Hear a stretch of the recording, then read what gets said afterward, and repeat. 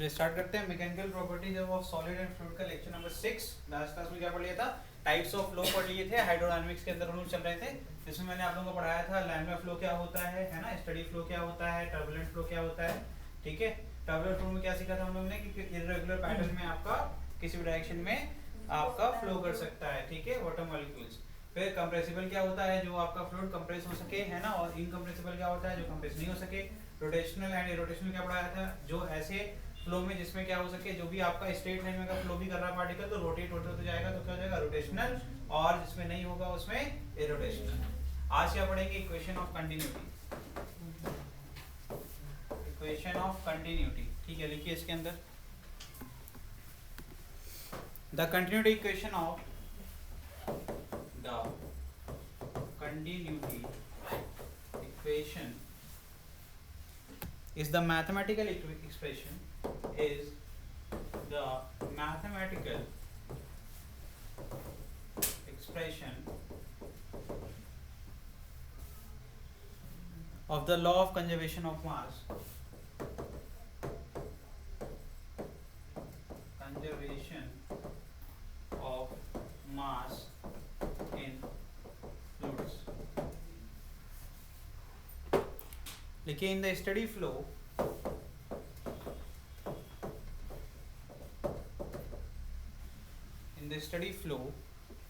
mass of fluid entering is equal to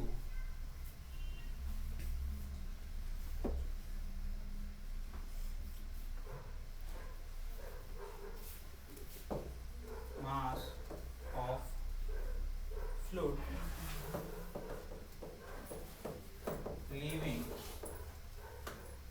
the tube in same time interval. Same time interval में जितना भी मास आपका fluid का tube के अंदर आ रहा है, उतने ही टाइम इंटरवल में उतना ही मास फ्लूइड के ट्यूब के बाहर भी जाएगा। तो एक it is independent of area of cross section, क्योंकि area of cross section change होता है तो स्पीड भी चेंज हो जाती है। ठीक है, इससे ये क्लियर होता है कि जो आपका टोटल मास है वो कंजर्व्ड है, जितना मास इन है उतना ही मास आउट होगा, एक्स्ट्रा मास नहीं हो सकता है ट्यूब के अंदर। ठीक है, तो ये हो गया आपका इक्वेशन ऑफ कंटिन्यूटी का एक्सप्लेनेशन। चलिए लिखते हैं यहाँ पर, मान लेते हैं m1 आपका मास ऑफ फ्लूइड है डेल टी के, और ये जगह इज इक्वल टू, ठीक है, दो एंड पर हमने m1 m2 ले लिया। ठीक है, रेट ऑफ फ्लो क्या होगा, हमेशा कांस्टेंट बना रहेगा। ठीक है, rate of flow of mass in the tube will always be constant at different point of the tube independent of area of cross section of the tube.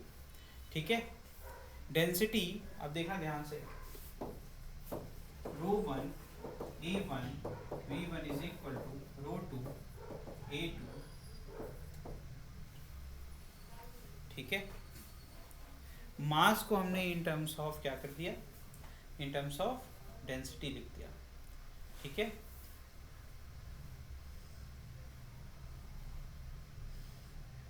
ठीक है, ये हो गया। फॉर इनकम्प्रेसिबल फ्लूइड, ये तो किसके लिए, ये कंप्रेसिबल पे भी काम करता है। फॉर इनकम्प्रेसिबल फ्लूइड डेंसिटी हर जगह क्या होती है, बराबर होती है। कंप्रेसिबल में क्या होता है, जो भी मॉलिक्यूल्स हैं, जैसे मान लो यहाँ पर हैं दो, ठीक है, यहाँ पर कंप्रेशन नहीं हो रहा है, इनके बीच का जो गैप है वो मान लेते हैं लेट x है। ठीक है, यहाँ क्या हो गया, एरिया ऑफ क्रॉस सेक्शन कम हो गया, तो यहाँ कंप्रेस्ड हो गए। ठीक है, और जो डेंसिटी होती है, ये जो गैप होता है इसी को डिफाइन करता है ना, कि एक्चुअल में कितना क्लोजनेस है दो मॉलिक्यूल्स के बीच में। तो क्लोजनेस जब चेंज हो जाएगी तो डेंसिटी भी चेंज हो जाएगी। तो इनकम्प्रेसिबल क्या हो जाएगा, कंप्रेसिबल फ्लूइड के अंदर डेंसिटी इस पॉइंट पर अलग अलग हो जाएगी। इसीलिए इक्वेशन में ρ1 E1 इंटू V1 लिखा है, जहाँ एरिया क्रॉस सेक्शन ज़्यादा है वहाँ पर डेंसिटी कुछ और थी, जहाँ एरिया क्रॉस सेक्शन चेंज हो गया तो वहाँ पर डेंसिटी कुछ और थी। बट इनका प्रोडक्ट हमेशा कांस्टेंट बना रहेगा। ठीक है, जैसे 2x4 और 4x2 बार बार यूज़ करता हूँ क्योंकि हर जगह फिट हो जाता है, क्योंकि आपका प्रोडक्ट हमेशा कांस्टेंट होना चाहिए, इंडिविजुअल वैल्यूज पे डिपेंड नहीं करता। जो भी चेंज आता है वो एक दूसरे के रिस्पेक्ट में आता है, एक इंक्रीज कर रहा है दूसरा ऑटोमेटिकली डिक्रीज हो जाएगा। जैसे एरिया डिक्रीज हो रहा है, डेंसिटी भी इंक्रीज हो रही है in terms of compressible. Compressible के क्वेश्चन आपको मिलते नहीं जनरली, ठीक है, हमेशा इनकम्प्रेसिबल क्वेश्चन आपको मिलते हैं। ये चैप्टर इजी में आता है तो इजी में आपको कभी भी कंप्रेसिबल के नहीं आएंगे। पढ़ना क्या है, इनकम्प्रेसिबल के लिए पढ़ना है। मतलब हम लोग मानेंगे कि डेंसिटी हर जगह बराबर है, आप दो मॉलिक्यूल्स के बीच का जो गैप है, मॉलिक्यूलर गैप, उसको चेंज नहीं कर सकते हैं। तो हम ऐसे लिक्विड के लिए ही पढ़ रहे हैं, इसीलिए हम लोग ज़्यादा फोकस इस पर करेंगे। ठीक है, नॉलेज के लिए मैंने आपको बता दिया। तो इनकम्प्रेसिबल में क्या होगा, जो मॉलिक्यूलर गैप होगा वो बराबर होगा, दो एटम्स या दो मॉलिक्यूल्स के बीच का गैप कांस्टेंट बना रहेगा। तो यहाँ डेंसिटी क्या हो जाएगी, सेम हो जाएगी। तो इस केस में यहाँ पर नोटिस करोगे तो क्या आ जाएगा, फिर इक्वेशन चेंज हो जाएगा, A1 V1 is equal to, ठीक है, और ये हमेशा क्या रहेगा, कांस्टेंट बना रहेगा। ठीक है, ये हमेशा कांस्टेंट, ठीक है।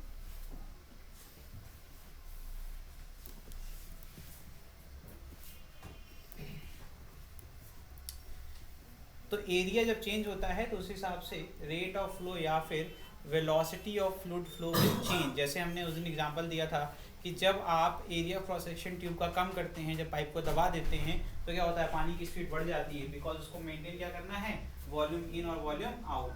तो मास जितना इन होगा ट्यूब में उतना ही मास को आउट होना है। अगर ऐसा नहीं होगा तो फिर प्रेशर का इम्बैलेंस आएगा और ट्यूब क्या हो सकती है, या तो फट सकती है, अगर आपने कुछ ऐसा सिस्टम लगा दिया, नल से इतना टाइट कर दिया कि वहाँ से वो अलग नहीं हो सकता, तो ट्यूब ही फट जाएगी।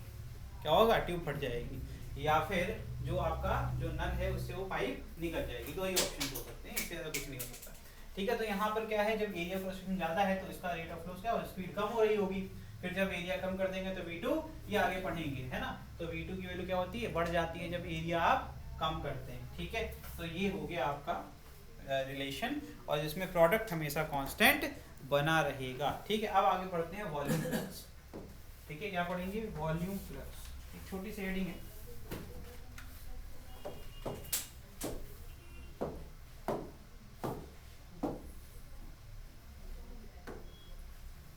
हेडिंग है वॉल्यूम,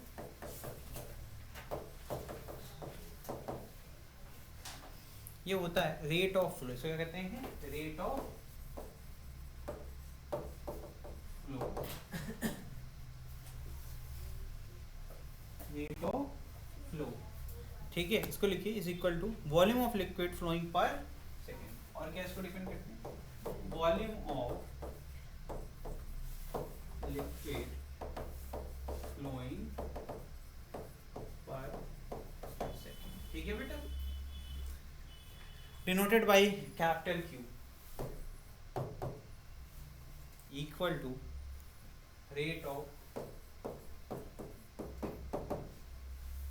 ठीक है, and it is also equal to, ठीक है।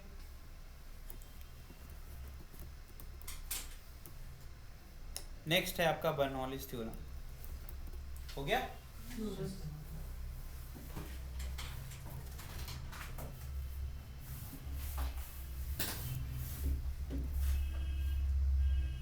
हो गया, देखो नेक्स्ट हेडिंग है बर्नौलीज थ्योरम।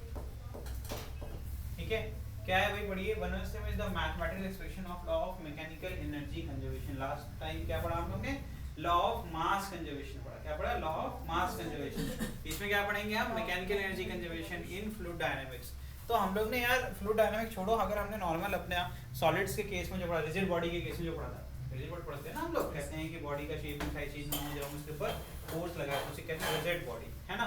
तो उसके अंदर पढ़ा था कि kinetic energy plus potential energy, है ना, जिसको मैकेनिकल एनर्जी कहते हैं। Mechanical energy always conserved in any type of motion. तो वैसे ही यहाँ पर क्या कह रहे हैं, बर्नौलीज थ्योरम फ्लूइड मैकेनिक्स में क्या हो जाएगा भाई, फ्लूइड के फ्लो की बात हो रही होगी तो वहाँ पर भी काइनेटिक एनर्जी तो होगी, क्योंकि अगर वेलोसिटी है तो वहाँ पर काइनेटिक एनर्जी तो होनी है, और अगर आपका यहाँ पर मास इनर्शिया है तो इसका मतलब पोटेंशियल भी होगा। ठीक है, चलिए देखिए, लिखिए इसके अंदर, लिखिए इसको स्टेटमेंट। तो बर्नौलीज थ्योरम क्या है, एप्लीकेबल टू आइडियल फ्लूइड्स।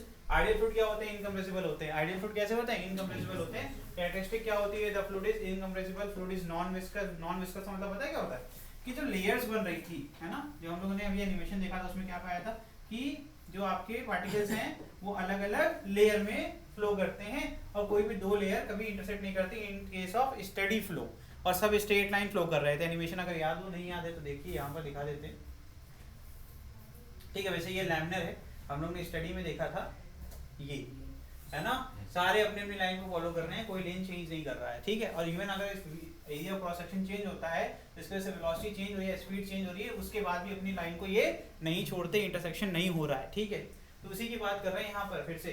तो यहाँ पर कह रहे हैं कि जो आपका नॉन विस्कस है, मतलब कि दो जो अलग अलग लेयर है इसमें जो पार्टिकल्स फ्लो कर रहे हैं, इन दोनों के बीच में किसी प्रकार का कोई फ्रिक्शनल फोर्स नहीं होता है। यहाँ फ्रिक्शनल फोर्स को विस्कस फोर्स बोलते हैं, क्या कहते हैं, विस्कस फोर्स करते हैं। मतलब इनके बीच में किसी प्रकार का ड्रैग नहीं हो रहा है, सारे एक साथ ही मूव करेंगे, जैसे स्लिप हो रहे हैं, है ना, स्लिपरी जो होता है, जैसे हमने उसमें पढ़ा था, एनएलएम में पढ़ा था। फ्लूइड क्या होता है, स्टडी होता है, जैसा कि मैंने ऑलरेडी बता दिया। फ्लूइड कैसा है, इरोटेशनल, मतलब कि स्ट्रेट लाइन में फ्लो करेगा बिना किसी प्रकार के रोटेशनल मोशन परफॉर्म किए, मतलब जैसे ऐसे रखा हुआ है तो एक ऑब्जेक्ट ऐसे प्लेस पकड़ा हुआ है तो इस तरह की स्ट्रेट लाइन तरफ चलेगा, है ना, रोटेट होता हुआ आगे की तरफ, जैसे गाड़ी के टायर वैसे जो मोशन करती है वो कैसा होता है, स्ट्रेट लाइन में चलती है गाड़ी, लेकिन जो टायर होती है वो रोटेशनल कर, रोटेट होते होते, है ना, आगे की तरफ बढ़ती। तो ऐसा कुछ भी नहीं होगा, इरोटेशनल होगा। ये हो गए आपके आइडियल फ्लूइड के कैरेक्टरिस्टिक्स। लिख डालिए फटाफट, तब स्टार्ट करते हैं हम लोग बर्नौलीज थ्योरम। तो सबसे पहले पढ़ेंगे काइनेटिक एनर्जी, ठीक है। यहाँ पे एक लाइन लिख सकते हैं अपन, लिखते रहिए ऊपर, every volume at A point in every volume at a point in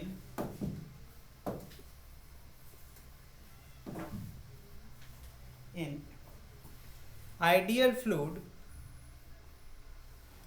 in an ideal fluid is associated with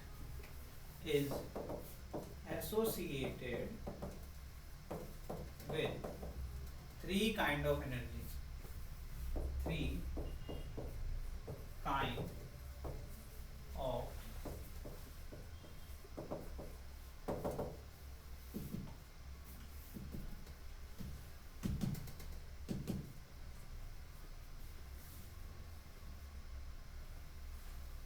चलो देख लो, हो गया। ये लाइन लिखने वाले लिखो, फर्स्ट काइनेटिक एनर्जी, हो गया। पहले लिखिए kinetic energy,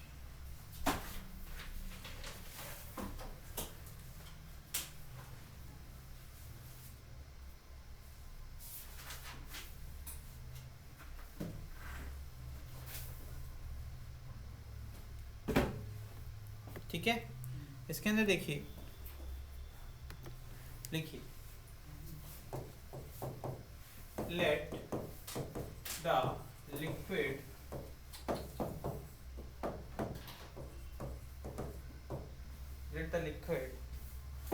of mass m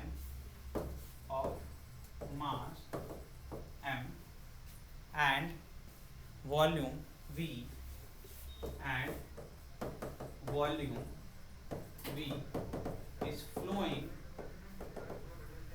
is flowing with velocity v, ठीक है। देन काइनेटिक एनर्जी क्या हो जाएगा, एक ही फॉर्मूला है, ठीक है, हाफ mv स्क्वायर, ठीक है। अगर तुमसे किसी ने कहते हैं काइनेटिक एनर्जी पर यूनिट वॉल्यूम बताओ तो क्या हो जाएगा, 1/2 m/v to v स्क्वायर, या फिर 1/2 v स्क्वायर। रो क्या होता है, डेंसिटी, ठीक है। ये है काइनेटिक एनर्जी पर यूनिट वॉल्यूम।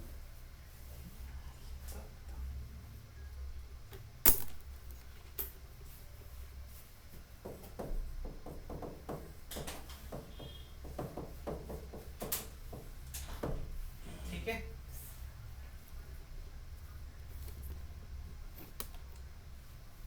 ठीक हो गया, आगे बढ़ जाए। नेक्स्ट होती है पोटेंशियल एनर्जी। नेक्स्ट है पोटेंशियल एनर्जी, ठीक है। If liquid of mass m and volume v is at a height h above the surface, is at a height h above the surface, जैसे आपका टैंक घर पे होता है ना, टैंक होता है ना छत पे, तो उसके पास क्या होता है पोटेंशियल एनर्जी, वही पोटेंशियल एनर्जी वजह से वो फ्लो करता है। जब आप टैप खोलते हो तो ऊपर से देखो दो चीज़ होती है, तो प्रेशर होता है, पोटेंशियल होता है, पोटेंशियल कन्वर्ट होता है काइनेटिक में, जिससे कि वो फ्लो करता है किसी एक, जैसे कहते हैं ना जितनी ज़्यादा हाइट होगी उतना तेज नीचे आएगी, जितना नीचे आप जाओगे गैप बढ़ेगा। जैसे देखो अगर आपका ये टॉप फ्लोर है, उसके जस्ट नीचे वाले फ्लोर पे उतना आपको स्पीड नहीं मिलेगा, उसके बाद जब आप एक फ्लोर और नीचे जाओगे यहाँ पर, तो यहाँ पर आपको हाइट बढ़ जाएगी तो और ज़्यादा आपको फ्लो मिलेगा, और सबसे नीचे अगर बेसमेंट है तो वहाँ सबसे हाईएस्ट आपकी वेलोसिटी आपको देखने को मिलेगी, ठीक है। तो ये होता है सिंपल फिनोमेनन, अभी देखेंगे हम लोग इसको। तो यहाँ पर लिखिए, देन पोटेंशियल एनर्जी क्या हो जाएगा, देन PE, एक ही फॉर्मूला पढ़ा था mgh, ठीक है। मास m है तो उसके ऊपर ग्रेविटेशनल फोर्स लगेगा, एक्सेलरेशन ग्रेविटी क्या हो जाएगी g, और h क्या हो जाएगा उसकी जो हाइट है, ठीक है। तो इसको अगर हम चाहें पोटेंशियल एनर्जी पर यूनिट वॉल्यूम लिखना चाहें तो क्या आ जाएगा बच्चा, ये m/v volume into g into h, that is rho g/h। ये बन गया इसका potential energy per unit.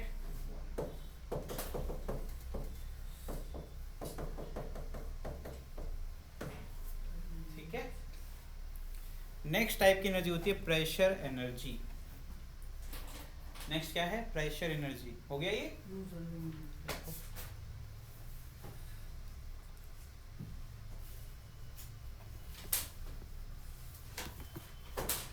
Done. Next लिखिए pressure energy. If liquid moves through a distance L,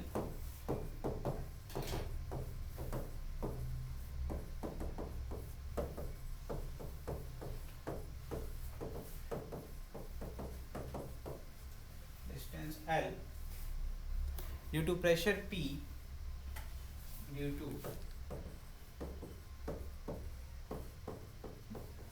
pressure P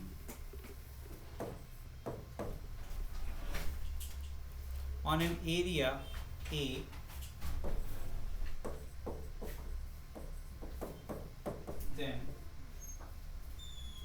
then pressure energy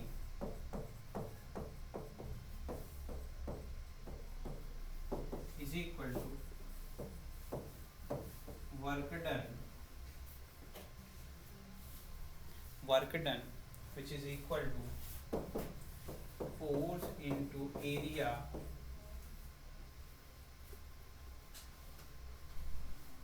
into L।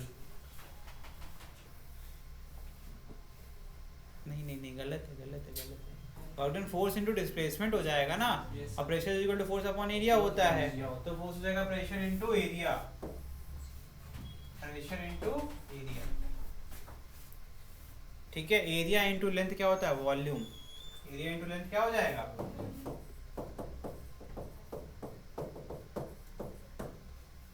ठीक है, ठीक है। तो ये हो गया प्रेशर एनर्जी, और प्रेशर एनर्जी पर यूनिट वॉल्यूम हो जाएगा, वॉल्यूम कट जाएगा, ठीक है। तो ये हो गया तुम्हारा प्रेशर एनर्जी पर यूनिट वॉल्यूम, ठीक है। अब बात करते हैं बर्नौलीज थ्योरम। अब किसकी बात करेंगे, बर्नौलीज थ्योरम। हो गया भैया, किसका रुक गया, सत्यम कहाँ है ये, हो गया। हम तो यार इतने से हो पीछे बैठ गए, दिख ही नहीं रहे। चलो बैठे रहो बैठे रहो बैठे रहो। चलो देखो, according to Bernoulli's theorem,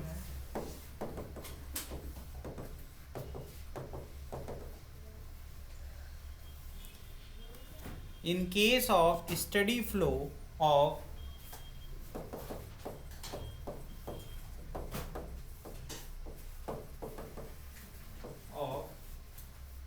ideal fluid, मैंने डायरेक्टली आइडियल फ्लूइड भी लिख दिया क्योंकि नॉन विस्कस नॉन कंप्रेसिबल होता कौन है, ideal.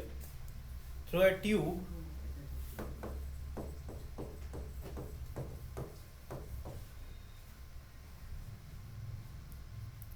of non-uniform cross-section area of non-uniform cross-section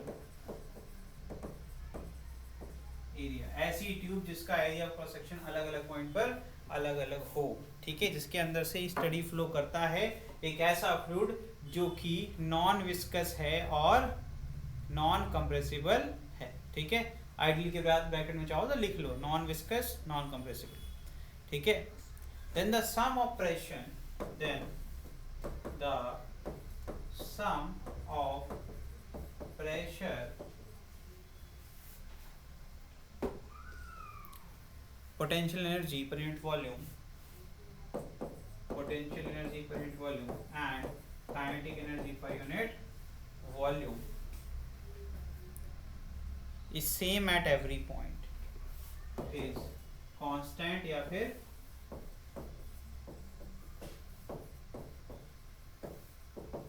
every point of इसे कहते हैं बर्नौलीज प्रिंसिपल या थ्योरम, ठीक है।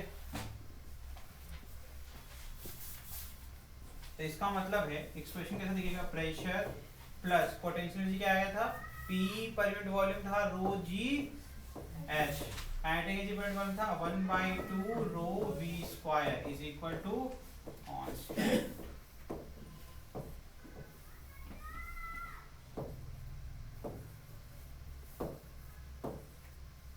ठीक है। अभी हम लोग ये जो ट्यूब बनी है इस केस को सॉल्व करेंगे, ठीक है।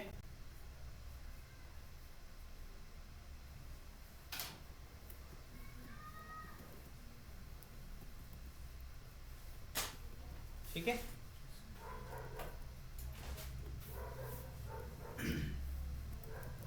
फिर ये लिख रहे हैं ना फिगर बनाना, उसके बाद हम लोग डिराइव करेंगे इसको।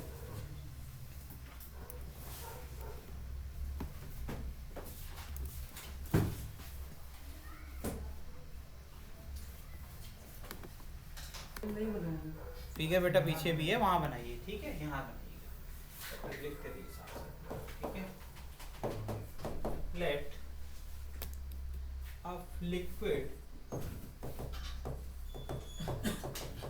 flowing steadily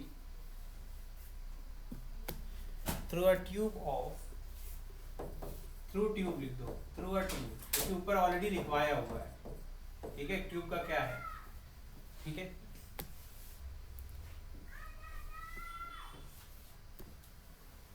चल लिख ले, with non uniform area of cross section,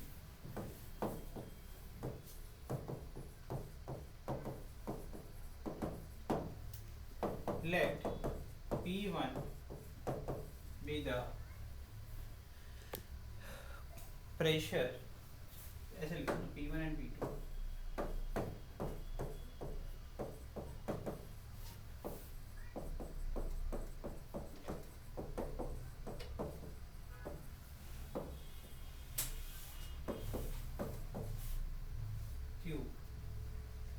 ठीक है।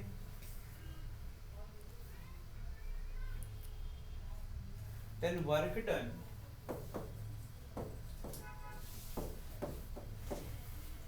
in pushing the volume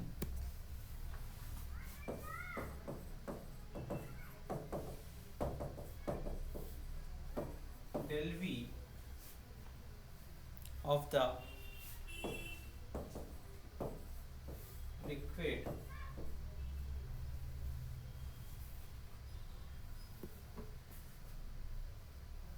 across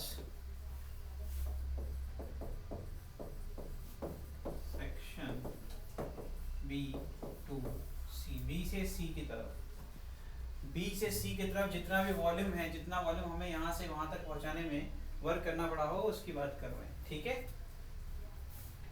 is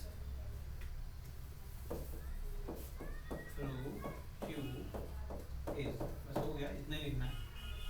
अब यहाँ से आगे देखो, अभी पढ़ा था work done is equal to क्या था, pressure into volume, pressure into volume. तो जो प्रेशर डिफरेंस होगा वो कितना होगा, P2 माइनस P1, यही तो रिजल्टेंट प्रेशर है, ठीक, इनटू, है ना। अगर हम B से C की तरफ फ्लो करा रहे हैं तो अगर हम P2 की बात करें तो P2 कम होना पड़ेगा P1 से, तभी तो ये नेगेटिव साइन अगर आएगा तो इसका मतलब क्या है कि आपने बस जो ऑर्डर लिखा है वो उल्टा लिखा है, तो इसको क्या लिख सकते हैं, प्लस माइनस लगाएं, या तो हम इसको in the direction of flow, जो हमारा डायरेक्शन ऑफ फ्लो उसके हिसाब से P1 माइनस P2 कर दें, बात तो सही है। हायर प्रेशर से लोअर प्रेशर की तरफ फ्लूइड फ्लो करेगा, जिधर प्रेशर ज्यादा होगा उधर ही से फ्लो करेगा, जिधर प्रेशर कम होगा उधर फ्लो कभी कर ही नहीं सकता है, ठीक है, उधर की तरफ करेगा, तभी मैंने इसको P1 माइनस P2 कर दिया, ठीक है, ओके। चलिए आगे लिखिए, the work is used, this work is used, this work is used by the liquid in two ways.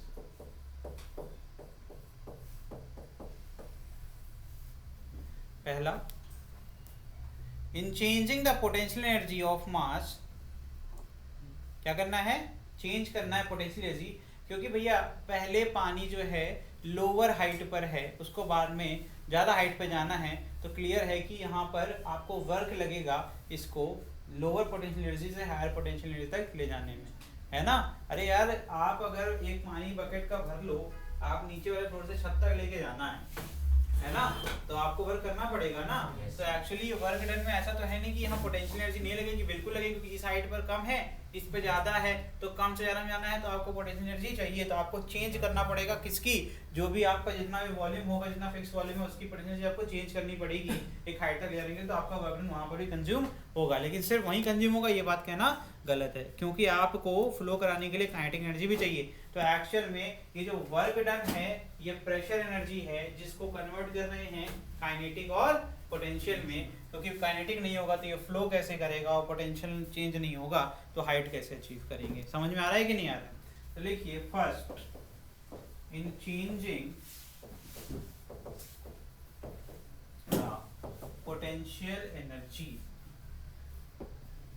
Of mass, जितना भी मास हो इस लिक्विड का, जितना आप वॉल्यूम डिस्प्लेस कर रहे हैं, ऑफ मास हमने क्या ले लिया, डेल एम, ठीक है। तो चेंज इन पोटेंशियल एनर्जी, ये डेल एम किसका मास होगा, जितना वॉल्यूम होगा, डेल वी का जो वॉल्यूम होगा वही ये मास है, इज इक्वल टू, तो यहाँ पर चेंज इन पोटेंशियल एनर्जी को, पोटेंशियल एनर्जी किसी नोट करते हैं कैपिटल यू से, डेल्टा मतलब जो चेंज आ रहा है, ठीक है। तो क्या करेंगे, फाइनल माइनस इनिशियल, तो क्या लिख देंगे, del M G H formula होता है, तो del M G H two minus del M G H one, ठीक है, final energy minus initial energy, तो इसको S2 माइनस डेल एम जी मैंने कॉमन ले लिया, ठीक है,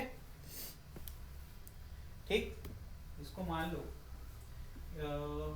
चलो इक्वेशन अभी नहीं करेंगे, आगे करेंगे यूज, तो यहाँ से लेके चलते हैं, इक्वेशन नंबर 1 मान लो, इसको इक्वेशन नंबर 2, ठीक है। अब सेकंड पॉइंट अगली साइड पे लिखेंगे, ठीक है।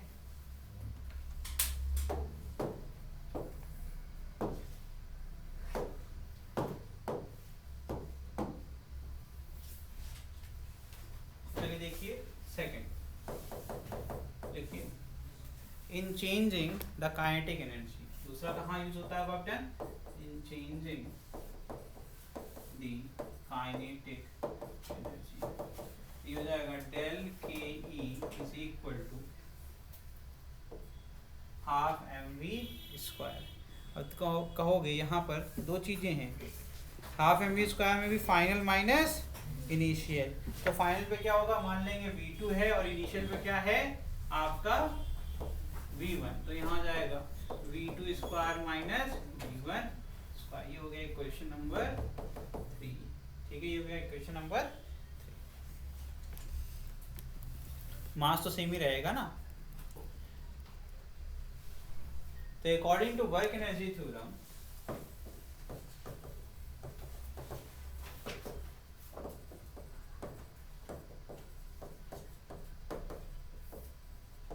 जो भी वर्क डन है वो बराबर हो जाएगा मैकेनिकल एनर्जी के, that is change in potential plus change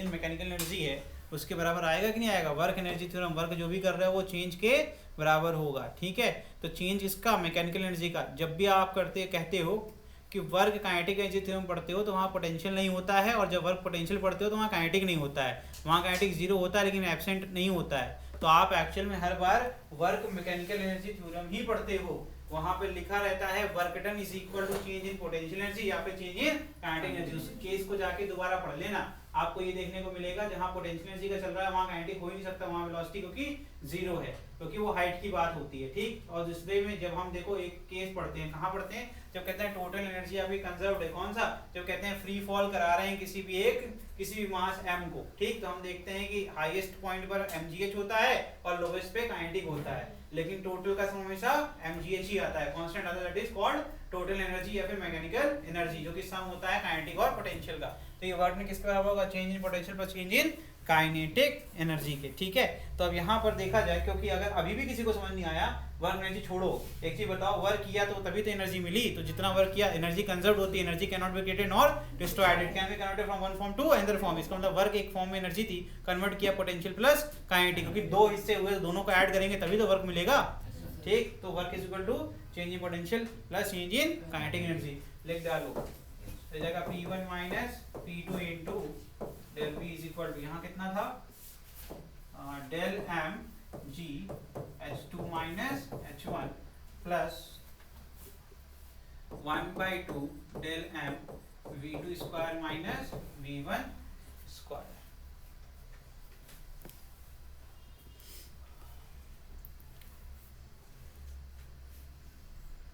जो चीजें कॉमन है उसको काट सकते हो। ठीक है, तो अगर हम वॉल्यूम से डिवाइड कर दें तो इधर क्या बचेगा, P1 minus P2, that is called pressure difference. ये क्या आ जाएगा, पोटेंशियल एनर्जी पर यूनिट वॉल्यूम। पोटेंशियल एनर्जी पर यूनिट वॉल्यूम तो क्या बन जाएगा यहाँ पे, रो जी H2 माइनस H1, यहाँ क्या हो जाएगा, प्लस काइनेटिक एनर्जी पर unit volume, change in kinetic energy पर यूनिट वॉल्यूम बन जाएगा 1/2 rho V2 square minus V1 square. ठीक है,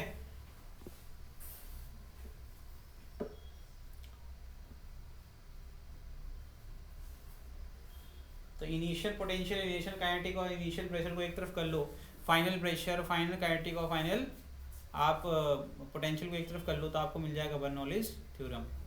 ठीक है, तो यहाँ से क्या बन जाएगा, देखो P1 माइनस P2 उधर फेंक देंगे, इसको एक्सपैंड करोगे रो जी H2 माइनस रो जी H1, माइनस वाले को इधर ले आओगे प्लस रो जी H1, फिर प्लस रो 1/2 rho V2 square minus 1/2 rho V1 square, minus वाले को इधर लेकर के आओ। ये क्या बन गया, initial kinetic energy, initial potential energy और इनिशियल प्रेशर एनर्जी।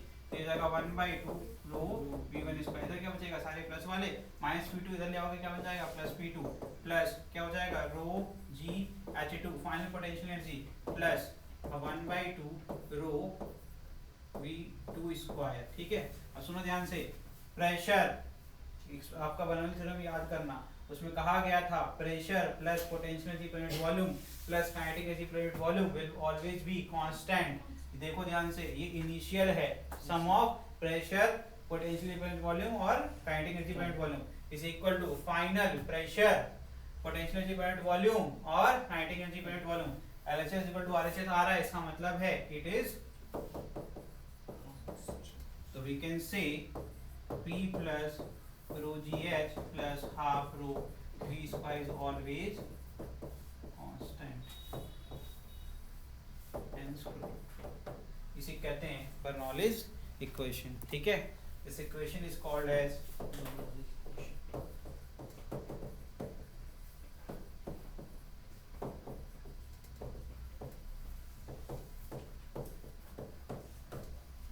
ठीक है।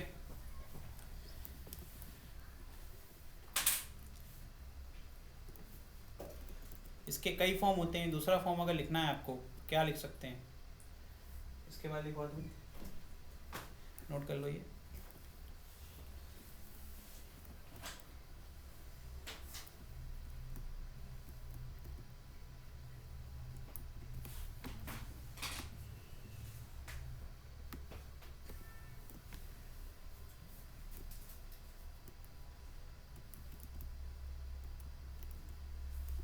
हो गया?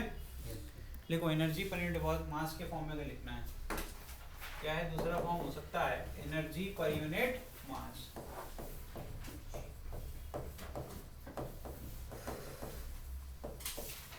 इसके अंदर लिख लो फॉर्मूला क्या हो जाएगा, P अपॉन रो प्लस यहाँ जाएगा V स्क्वायर बाई, ये एक्चुअली पहले से लिखो GH प्लस V स्क्वायर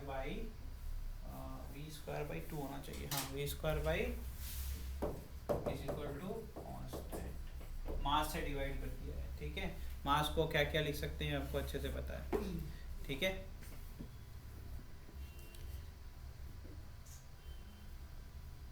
आगे बोले। Next energy per unit weight क्या हो जाएगा, एनर्जी पर यूनिट वेट। अब एक्चुअली ये अभी समझ नहीं आएगा इसका क्या ही इंपॉर्टेंस है, जब न्यूमेरिकल में दिया रहेगा एनर्जी पर यूनिट वेट दिया हुआ है तो आपको पता होना चाहिए कि सारे इक्वेशन को वेट से डिवाइड कर दिया है। ठीक है, तो जब वेट से डिवाइड कर देंगे तो फॉर्मूले कैसे लिखेंगे, ये आ जाएगा P अपॉन जी, डायरेक्टली ये फॉर्मूले यूज हो जाएंगे वहाँ पर। ठीक है, अरे मैं यहाँ लिखा था रो जी, GH लिख दो, यहाँ आएगा रो जी। ठीक है, फिर क्या आएगा नेक्स्ट आपका V स्क्वायर बाई टू जी नहीं, पोटेंशियल लिखो पहले, ये जाएगा H, क्या जाएगा H, ये जाएगा V square by G is equal to constant.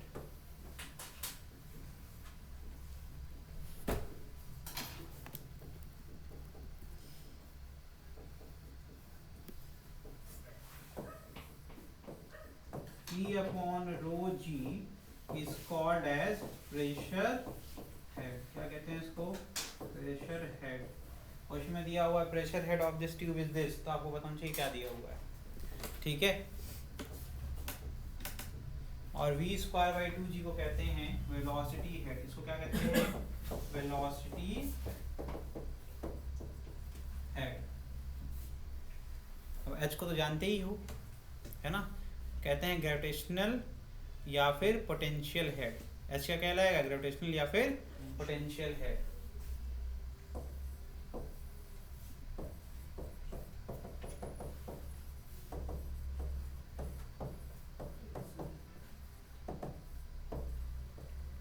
ठीक, ये हो गया। चलिए आगे देखिए, एप्लीकेशन ऑफ बर्नौलीज इक्वेशन या बर्नौलीज थ्योरम। पहला है वेंचुरी ट्यूब या फिर फ्लो मीटर। ठीक है, लिखिए, अब वेलोसिटी की बात करेंगे, वेलोसिटी के ऊपर जरा स्टडी कर लेते हैं। लिखिए इसके अंदर venturi meter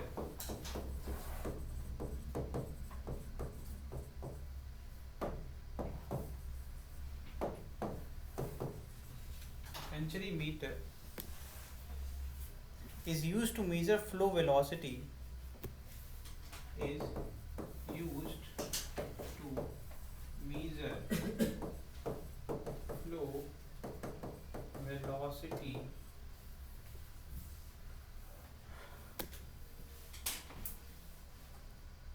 in an incompressible flow.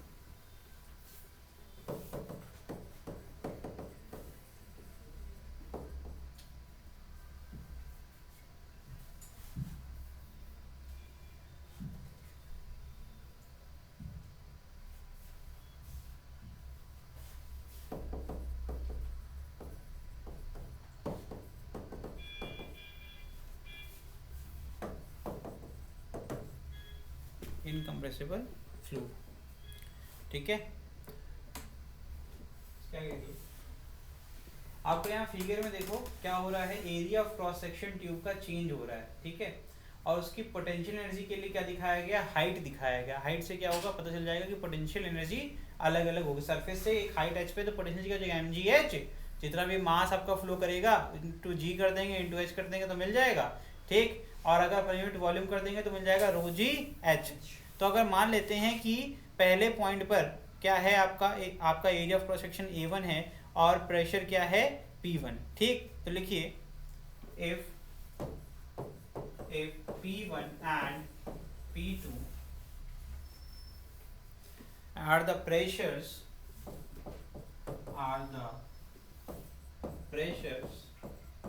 मैंने एटमॉस्फेरिक प्रेशर पढ़ाया क्या? एटमॉस्फेरिक प्रेशर पढ़ाया है ना मैं सच? चलो ठीक है। तो ये तो समझ में आ ही रहा होगा, ये ओपनिंग से क्या हो रहा है, पी नॉट क्या रिप्रेजेंट कर रहा है, एटमॉस्फेरिक प्रेशर, ठीक है।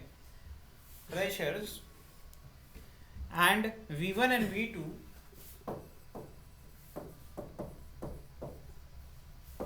the velocity of fluid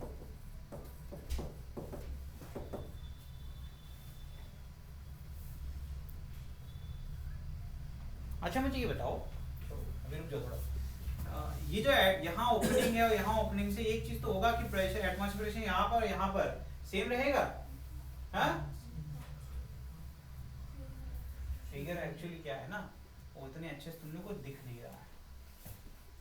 देखो यहाँ पर ये जो ये है ना, ये एरिया ये वैकेंट नहीं है भैया, यहाँ पर लिक्विड है, यहाँ पर लिक्विड है। प्रेशर का जो इम्बैलेंस है उसकी वजह से मैंने क्या सिखाया था, वो गॉज प्रेशर पढ़ाया था ना, उसमें क्या था कि जो आपका लेवल ऑफ वाटर होगा किसी भी ट्यूब के अंदर वो उतना ही होगा जब तक ये P नॉट प्लस इनसाइड का जो प्रेशर है वो बैलेंस ना हो जाए, है ना। जिसमें एक्सेस प्रेशर क्या रिप्रेजेंट करेगा, ये है ना कॉलम। तो अगर ये कॉलम की ऊपर से हाइट कितनी बता दी h, तो बगल वाले में क्या होगा, बिल्कुल भी नहीं होगा। या फिर अगर मैंने कहा कि पहले यहाँ पर वॉल्यूम यहाँ तक था, ठीक है, और बाद में ये वॉल्यूम क्या हो गया, नीचे घट गया, अलग अलग लेवल पर आ गया, इसका मतलब है कि यहाँ पर जो प्रेशर अंदर और बाहर का सम कर रहे थे और यहाँ पर अंदर चेंज हुआ होगा, बाहर चेंज हुआ होगा, तभी तो नीचे आया होगा, हाँ। तो इसका मतलब अगर ये वॉल्यूम नीचे आया, इसका मतलब प्रेशर अंदर कम हो गया होगा। अरे प्रेशर बढ़ेगा तब थोड़े ना एटमॉस्फेरिक प्रेशर दबा लेगा। अगर एटमॉस्फेरिक प्रेशर नीचे तो लग रहा है, अगर ये लिक्विड का फ्लो नीचे जाएगा, ये कॉमन सेंस है, ऊपर से दाब है या प्रेशर है वो ज्यादा हो गया, डोमिनेट कर गया, अंदर कम हो गया तो वो दब गया। क्यों? कॉमन सेंस लगा सकते हैं ना हम लोग। अगर अंदर का प्रेशर ज्यादा होगा तो हमारा प्रेशर एक फिक्स है, जितना प्रेशर यहाँ लग रहा है उतना ही प्रेशर यहाँ लग रहा है, तो अंदर का प्रेशर ज्यादा होगा। देखो प्रेशर इम्बैलेंस का मतलब समझ लो भैया, अगर सीधी बात है, हमेशा हायर प्रेशर से लोअर प्रेशर की तरफ फ्लो होता है लिक्विड, हायर से लोअर। तो अगर यहाँ लेवल ये वाला है और बाद में लेवल कम हो रहा है, इसका मतलब है पहले बाहर वाला प्रेशर कम था, अंदर वाला ज्यादा था, तभी नीचे से ऊपर आया। और जब ऊपर से नीचे गया, इसका मतलब बाहर वाला ज्यादा हो गया, अंदर वाला कम हो गया। समझ में आ रहा है कि नहीं आ रहा है? तभी ये लेवल नीचे, कितना लेवल नीचे हुआ, h। समझ में आ रहा है? और यहाँ पर ये पूरा, अरे क्या है भाई, ये पूरा ये फ्लो यहाँ पर हो रहा है, आपको ये मानना होगा, ठीक है। इस तरीके से डायग्राम, ये रेड पोर्शन क्या रिप्रेजेंट कर रहा है, फ्लूइड को रिप्रेजेंट करता है, ठीक है। लिखिए, इसके आगे लिखिए,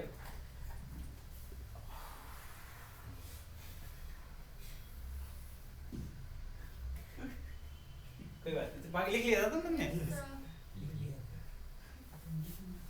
क्या था, लेट क्या था यार, लिखवाया गया था लास्ट में, P1 and P2 are the pressure and V1 and V2 is the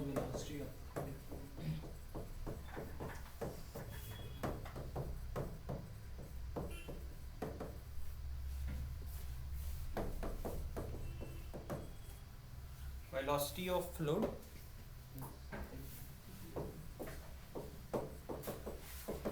at point 1 and 2,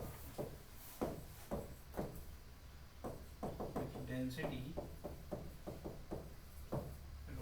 ठीक है। ये वाला फिगर ठीक करते हैं फिर से।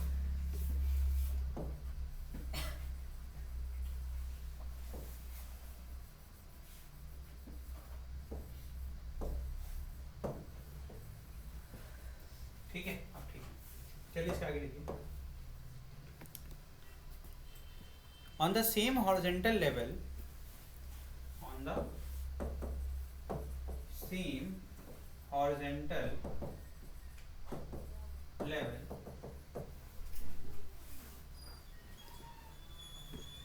A1 and A2 be the respective area. A1 and A2 be the respective area. ठीक है. Then from equation of continuity.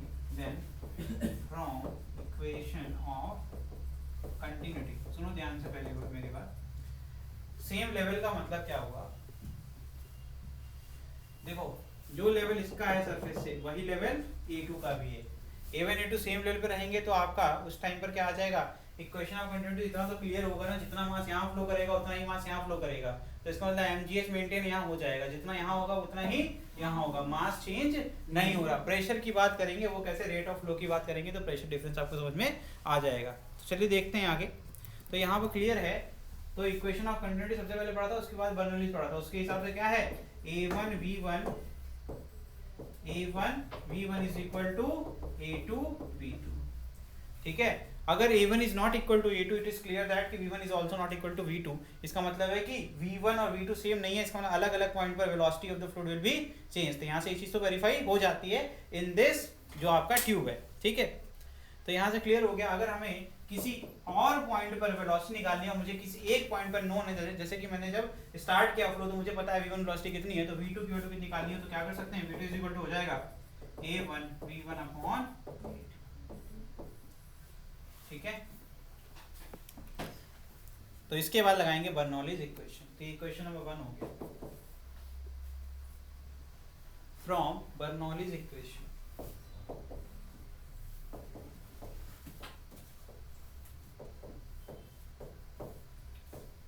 के हिसाब से क्या होता है बेटा? प्रेशर प्लस काइनेटिक एनर्जी पर unit volume plus potential energy पर unit volume will be constant. यहाँ पर पोटेंशियल एनर्जी इनिशियल और फाइनल दोनों में सेम रहेगी. कैसे मैंने मेंटेन किया? मैंने हाइट से मेंटेन किया. पहले बताया ना 2 बार. तो मैं पोटेंशियल एनर्जी नहीं लिखूंगा अपनी इक्वेशन, बिकॉज एलएचएस और आरएचएस दोनों सेम होगी और वो कट जाएगा.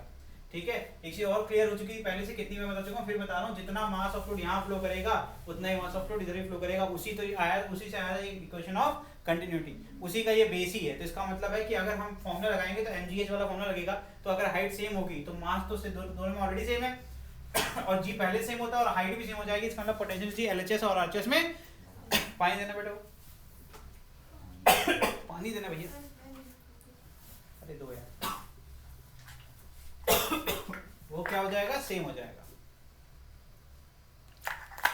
तो एलएचएस आरएचएस में सिर्फ काइनेटिक और प्रेशर चेंज होगा, बाकी पोटेंशियल सेम रहेगा. देखो तो मैं लिखूंगा P1 plus 1/2 rho V1 square is equal to P2 plus 1/2 rho. V2 की वैल्यू पता है ऑलरेडी हम लोग को. V2 की वैल्यू उठा के पुट कर दो इक्वेशन नंबर 1 से.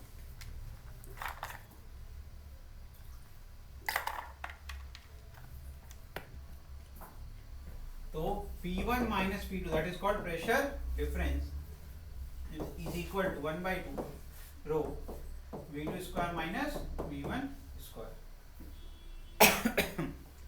बाद में हम V1 V2 को लूट कर देंगे.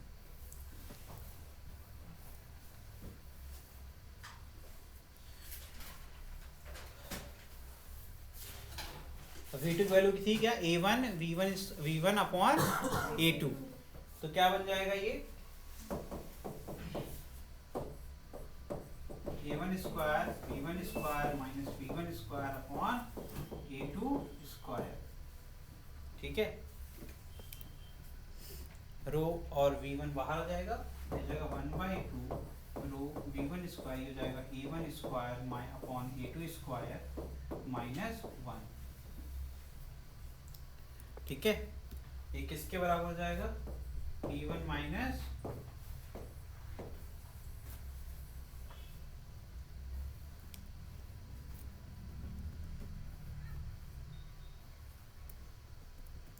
अच्छा प्रेशर डिफरेंस जो है वो किसके बराबर होता है? रो जी एच के. रो जी एच के बराबर होगा कि नहीं होगा? जो हाइट का लेवल. और यहाँ पर ध्यान से देखो, यहाँ पर इसके रिस्पेक्ट में अगर बात करें, जो प्रेशर डिफरेंस आ रहा है, यहाँ पर लेवल ये है और बाद में लेवल क्या है आपका? ये है. तो जो डिफरेंस आएगा प्रेशर में वो इतना ही तो होगा, है ना, जितना वो नीचे आया, कितना हाइट नीचे आया वो h। तो एक्सेस प्रेशर गॉस प्रेशर क्या होता था, रो जी इंटू एच, जितना भी कॉलम का हाइट चेंज आया। अच्छा उसमें क्या होता है ना, हमेशा हम लोग एक चीज रट के बैठे हैं कि कॉलम ऊपर जाएगा तभी पढ़ेंगे, भाई कॉलम ऊपर गया तो इधर वाले के रिस्पेक्ट में तो नीचे ही हुआ ना, जितना ये ऊपर जाएगा उतना ही ये नीचे आएगा। एक चीज पड़ी थी गॉस प्रेशर में, अब उसमें फिगर ऐसे बना हुआ था, एक यहाँ पर एक पैक ट्यूब हुआ करता था ऐसे करके और इस तरीके से, तो कॉलम ऊपर जाता तो कहते थे ये एक्सेस हो गया आपका। तो भाई अगर नीचे आएगा तब भी तो एक्सेस होगा, तो इधर उतना ही ऊपर भी तो जाएगा। हाँ, तो एक्सेस प्रेशर की जरूरी छोड़ना है कि आपका अगर कॉलम में ऊपर जाता है तभी दिखता है, वो नीचे आएगा तब भी तो एक्सेस प्रेशर की वजह से ही तो आएगा नीचे। तो इसका मतलब है excess pressure can be replaced by, जिसको गॉस प्रेशर कहते हैं, क्या आ जाएगा यहाँ पर rho ji H is equal to क्या जाएगा 1/2 rho v1 square a1 square upon a2 square minus rho काट दो, v1 स्क्वायर में सब रीअरेंज कर लो, तो क्या आ जाएगा v1 square is equal to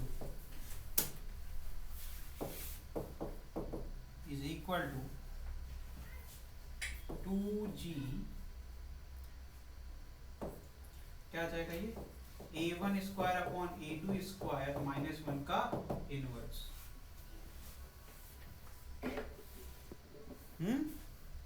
गलत किया क्या? अरे इसको उठा के क्रॉस मल्टीप्लाई करोगे तो नीचे जाएगा, डिनोमिनेटर जाएगा, इनवर्स लगा दिया, पावर -1 कर दिया तो न्यूमरेटर में नहीं आ जाएगा। और अभी मैंने स्क्वायर नहीं हटाया, जब अपन स्क्वायर हटा देंगे तो क्या हो जाएगा v1 is equal to under root लग जाएगा पूरे पे, तो मैं ऐसे लिखूंगा root 2g into a1 square upon a2 square minus 1 की पावर -1 बाई रूट, है ना, रूट लगा दिया हमने, ठीक है। एक h रह गया यहाँ पर, ये h भी तो है भाई अपना, है ना, ये h आ जाएगा, यहाँ पर एक और h है, ठीक है। जिसको नहीं आ रहा है यार, एक बेसिक फॉर्मूला होता है x की पावर m उसकी होल पावर n, क्या होता है x की पावर m इंटू n। भैया इस पूरे को मान लो x, तो ये x की पावर कितनी है -1, इसके ऊपर तुमने लगाया रूट, हमने कहा रूट को लिख दो 1/2, तो क्या बन गया x की पावर -1 की पावर 1/2 मल्टीप्लाई हो जाएगा, क्या जाएगा x की पावर -1/, यही तो होगा ना, तो मैंने वही किया -1/2 लिख दिया, ठीक है बेटा। ये हो गया एक फॉर्मूला। दूसरा क्या फॉर्मूला हो सकता है, इसी को जब सिंपलीफाई करोगे तो ये जाएगा a2 square a1 square minus a2 square upon a2 square, तो यहाँ से होगा क्या, a2 आपका बाहर आ जाएगा रूट के अंदर, है ना, नहीं बच्चा सब ऐसे ही बैठे हैं, देखो पहले लिख लो फिर बताते हैं। a2 into root 2gh upon a1 square minus a2 square के ऊपर भी लग जाएगा रूट, तो कॉमन रूट के अंदर आ जाएगा a2 बाहर रहेगा, root 2gh upon a1 square minus a2 square. नहीं आया समझ में, अब देखो हम कर देते हैं, अभी आ जाएगा समझ, ठीक है। ये आज का आखिरी टॉपिक है, बस ये खत्म होगा फिर आपकी छुट्टी होगी।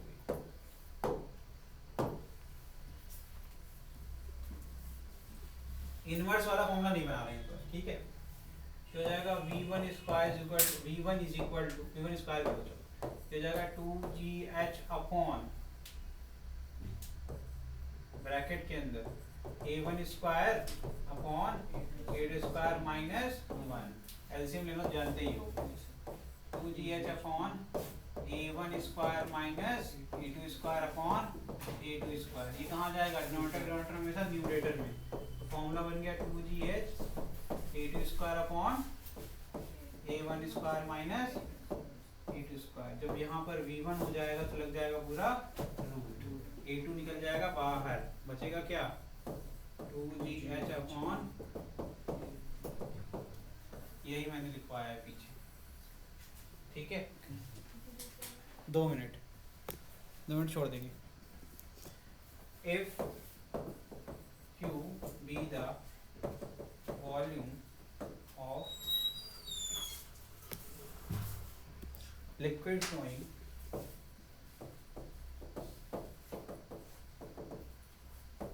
per second,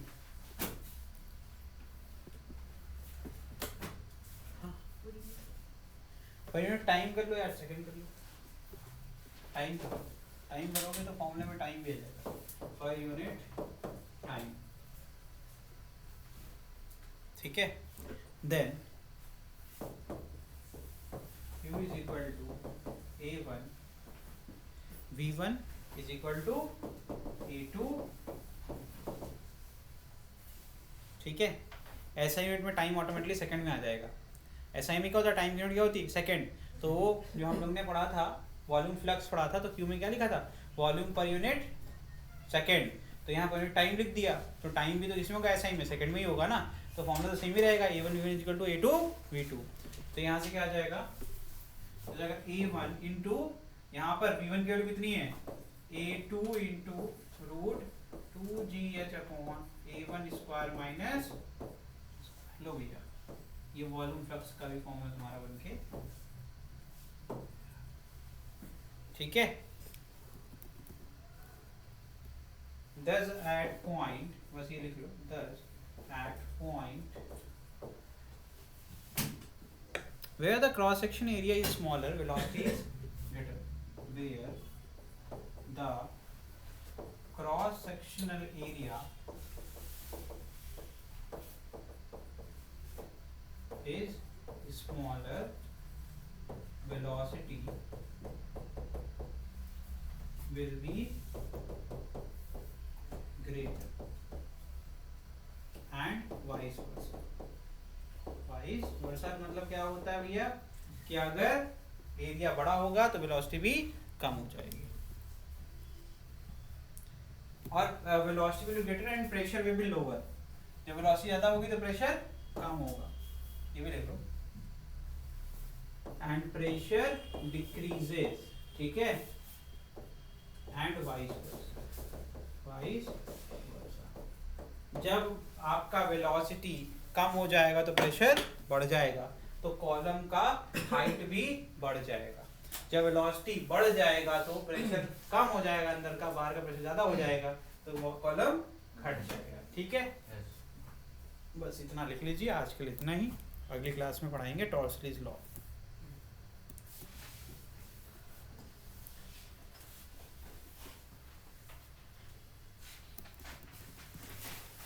ठीक है, थैंक यू।